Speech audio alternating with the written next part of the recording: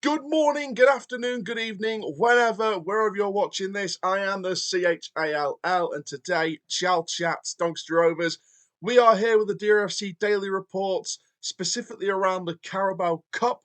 We do have the draw from that one. We'll also bring out a separate video later this afternoon or tomorrow, detailing the under-21s team that we've been drawn with. Obviously, the draws happened in the last 48 hours, but we're going to detail it in that video, but this video focuses on the Carabao Cup. We also have a DRFC daily reports coming up at some point today. We also have round of 16 coverage because we'll be covering the round of 16 for this year's Euros.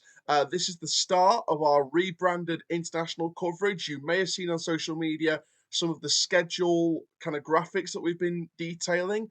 I hope you really do like the two reviews we've got today. We've got Switzerland against Italy. We also have Germany versus Denmark. So we are going to be reviewing all the round of 16 games, all of the next round, all of the following round, and of course, all the way up to the final. We're going to be reviewing the Euros now from the knockout stages right through to the final. We didn't do the group stages because we wanted to test our international coverage through the round of 16, use the Euros as a bit of a test to see how the views go, how the interest goes, and then we'll sort of take that going into potentially the Nations League. But more importantly, the big one, the next big international competition here on the channel will be the 2026 FIFA World Cup. So before we get started with today's DRFC Daily Reports detailing our Carabao Cup opponents, please make sure you like, comment, subscribe, click the notification bell so you never miss another YouTube video. We're on the road to 3,000 subscribers and 500,000 views. Let's get there as soon as possible, please. We've got a massive pre-season coming up as a Rover supporter. We're going to be coming to and detailing and reviewing at the least 4 of the pre-season games. We are going to Stamford. We are going to Club Thorn. We are going to be hosting Hull. We're going to be hosting Middlesbrough. I'm yet to confirm, and this is just at the moment, I'm yet to confirm the 2 games in the northeast on the same day, the game against Spennymoor and the game against Darlington. So I'm yet to confirm that at this stage, but what we can confirm is Stamford, Thorn, Hull at home, Middlesbrough at home. We will be there for all 4 of them games. We're going to review them. We'll be chatting to some people at the from the club at Club Thorn.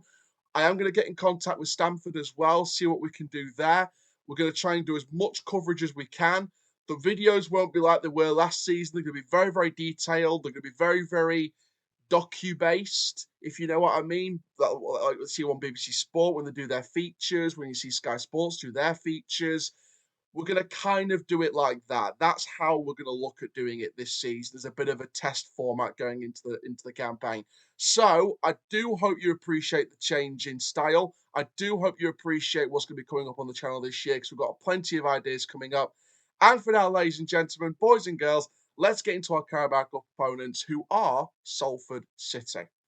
So Salford City, nicknamed the Annies, are owned by the class of 92. Now, it's been described officially as the Project 92 Limited Group. Now, Salford City are in EFL League 2. They're in the same division as us. They finished 20th in the last campaign. Now then, when we look at the season that they had in terms of the previous campaign, it reads a very interesting story. They had Neil Wood as their head coach until the 27th of December. Then from the 5th of January, they appointed Carl Robinson, ex-Oxford United, ex-MK Dons. He is a well-established manager. He has major honours as a manager. Of course, runners-up in League One in the 14-15 campaign. We all remember that day. We all remember Preston away at Colchester and losing to Colchester. Colchester ended up surviving that year. We know that MK Dons were hosting already relegated Yeovil. They battered them.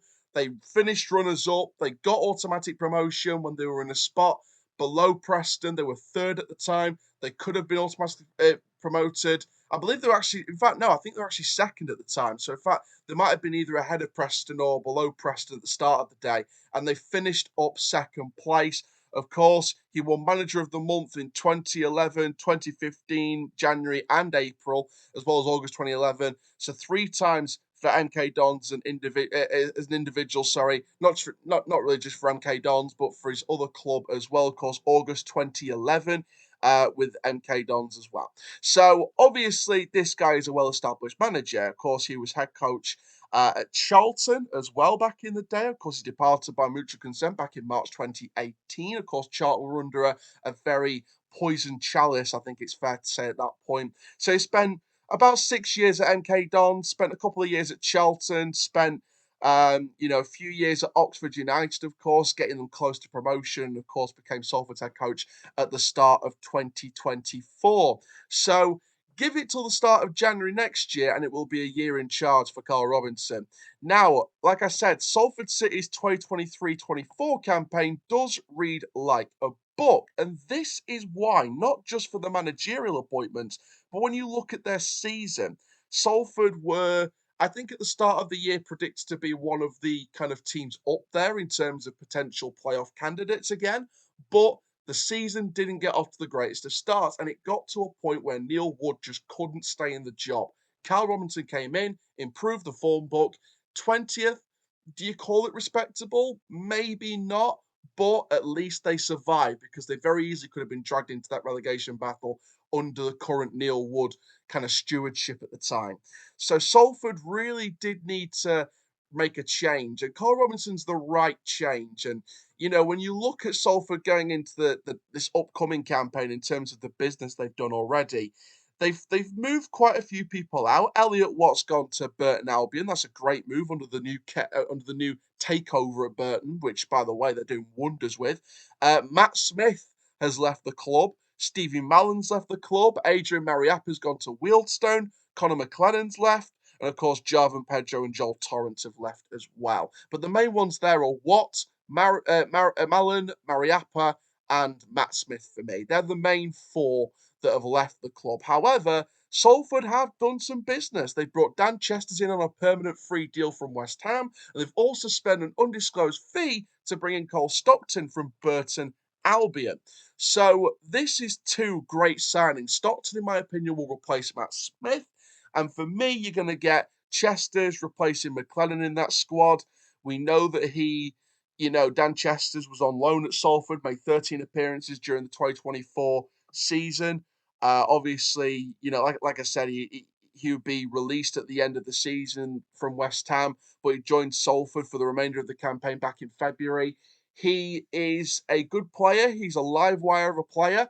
I think he'd do good there. Stockton, a mobile forward, does the deep work very well, gets in the right areas. So they're making some good signings, but now for Salford, it's about getting that Elliot Watt replacement and bringing in some defensive reinforcements to replace the outgoing Mariappa, who's gone down to Wealdstone.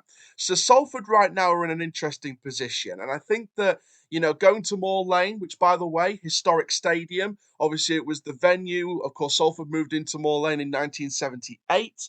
But it's been home to other sports for many years before. From 1908 until 1969, it was home to Manchester Rugby Club. Also, the home ground for the Hayes Boys County Secondary School rugby teams. They were renovating the stadium back in 2016. The renovated stadium was reopened in 2017 by Alex Ferguson. They also hosted a semi-professional international between England C and Wales C back in 2019. The record attendance at the ground was set back in August 2019 in the EFL First Cup round with a 3-0 defeat to Leeds. That was just over 4,500 people. Just a little bit about the stadium itself in terms of the future. We know that Salford have been potentially looking to move into a different stadium at some point in the future, but for now at least, they're still in Moor Lane, which has a current capacity as of recording this of 5,108. And this is a classic stadium. This is a classic stadium that Salford have been used to for many, many decades. And it's going to be interesting to go back there for the Carabao Cup. It's going to be a very interesting experience for Doncaster Rovers to go back there. So we can't really talk about the Carabao Cup specifically just for Rovers without talking about some of the other fixtures announced from the round one draw. So we're going to analyse this quickly. So, first of all, with the North, big up the North. We're going to go through these as quick as possible. So, Barrow will host Port Vale, of course, recently relegated to League Two under Darren Moore, of course, he returns to management with Port Vale. Barrow, of course, no longer under Pete Well, now under the management of Stephen Clement. Bolton, of course, managed by Ian Evatt, who missed out on the League One playoff final to Oxford at Wembley. They will host recent League One promotion side Mansfield, promoted from League Two last season under Nigel Clough. Burton, under the brand new Nordic ownership and the head coach role of Mark Robinson in League One, will take on fellow League One Blackpool. We've got Carlisle from League Two, of course, recently relegated under Paul Simpson from League One last season. They will host Stoke City of the Championship. Derby County will welcome Chesterfield, brought back into the Football League, back to Pride Park. It's their first Carabao Cup campaign in, 6, 7 years now? Quite a few years for Chesterfield. Fleetwood will host West Brom. Of course, they missed out through the Championship playoffs. Fleetwood recently relegated to League Two. Grimsby in League Two will host Bradford from League Two, an all League Two clash at Blundell Park in the Carabao Cup. Huddersfield, recently relegated to League One, now under the management of Michael Duff, will host financially and ownership-riddled Morecambe. Of course, they've got some real problems right now in League Two. Hull City in the Championship will host fellow Championship survivalists Sheffield Wednesday. Hull, of course, missing out on a playoff spot in the last campaign. So two very different ends of the table meet in round one. Leeds United recently lost in the final to Southampton for a place in the Premier League. They will host Middlesbrough under Michael Carrick, who will hope for a playoff place this time around. Lincoln City at Sinsel Bank will host League Two Harrogate Town, a very nice fixture there for the lower leagues. Preston North End will host Sunderland in an all-championship tie. Rotherham United, relegated to League One, now under the management of Steve Evans, will take on League Two playoff final losers Crewe Alexandra under Lee Bell's management once again. Salford, of course, hosted Doncaster. We've already gone in detail about that. Sheffield United will host League One Wrexham, promoted under Phil Parkinson from League Two the first campaign. They go away to Bramall Lane to a Sheffield United relegated from the Premier League. Shrewsbury Town will host Notts County in a League One versus League Two tie. Stockport County, promoted as League Two champions under Dave Challoner, love the surname, will host Blackburn Rovers under John Eustace. Of course, they could have gone down to League One last campaign, but John Eustace comes in and keeps them in the Championship. Tranmere Rovers will host Accrington Stanley in an all League Two tie. And finally, Wigan Athletic will host Barnsley in a League One all-time clash. Over to the south, big up the south. Bristol City, under Liam Manning in the Championship, will host Coventry in an all-championship tie. Bromley, in their first ever Carabao Cup campaign, will host AFC Wimbledon in an all-League Two tie. Cambridge United will host Queen's Park Rangers as League One beats the Championship. Cardiff, in Championship action, will host League One Bristol Rovers, who've made some pretty good signings up. They've made some good starts to their transfer business, including the signing of Reading's Clinton Mola and Chippenham Town's young centre-back, Dan Ellison. I rate that signing very, very highly. Charlton Athletic will host Birmingham City. That would have been an all-championship tie years ago, but now it's an all-League One tie. Colchester United of League Two will host Reading, who are very uncertain in terms of their ownership status. They're still awaiting a potential takeover. Crawley Town, of course, promoted as playoff winners from League Two into League One, but have sold the majority of their promotion-winning squad, will take on Swindon Town, who again will be hoping for a better campaign in League Two. Leyton Orient, under Richie Wellings, will host League Two's Newport County, who are still yet, as of recording this, to appoint a brand new manager. Northampton Town in League One under John Brady will host Wycombe Wanderers under Matt Bloomfield in an all League One tie. And Norwich City of the Championship will host Stevenage of League One. Oxford United, promoted under Des Buckingham as League One playoff winners, will host Peterborough United under the management of Alex Ferguson's son, Darren.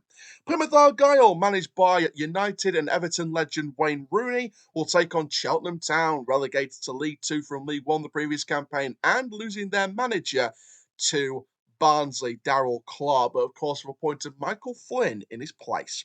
Pompey, the League One champions under John Mousinho, will host Millwall in a lively in what could have been a League One clash years ago, but is an all-championship tie.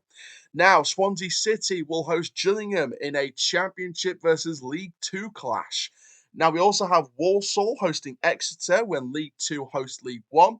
And finally, Watford from the Championship under the management of head coach Tom Cleverley, feels weird saying that after watching him play for years, will host MK Dons from League Two, losing in the playoff semi-final and now back in League Two for a second campaign.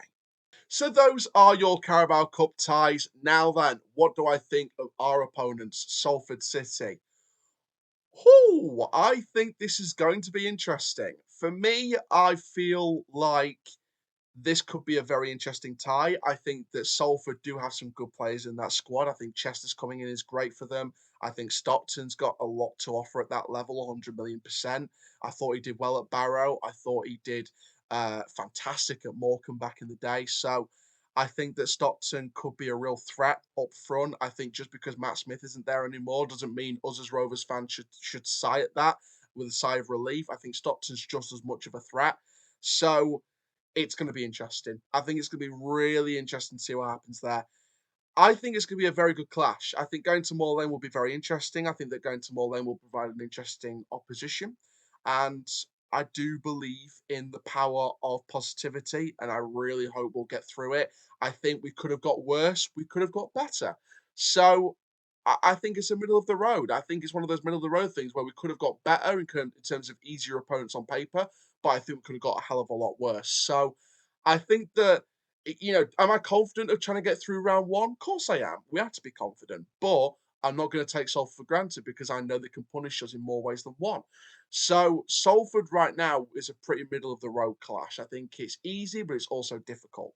So I'm going to sit on the fence with this one, but I'm really confident that we can try and get through it and really try and, push Salford to the pace at their own place. So thank you very much for reading the Carabao Cup Round 1 draw with me. Thank you very much for listening to my thoughts on the Salford City draw for Doncaster Rovers point of view. Make sure you do like, comment, subscribe. Stay tuned over the next 24 hours for that Bristol Street Motors Trophy news report as well. Stay tuned for a DRFC daily reports at some point within the next 24, 48 hours as well. And for now, ladies and gentlemen, I am the CHALL. Ta-ra for now. That's full time. Mean that bash to you.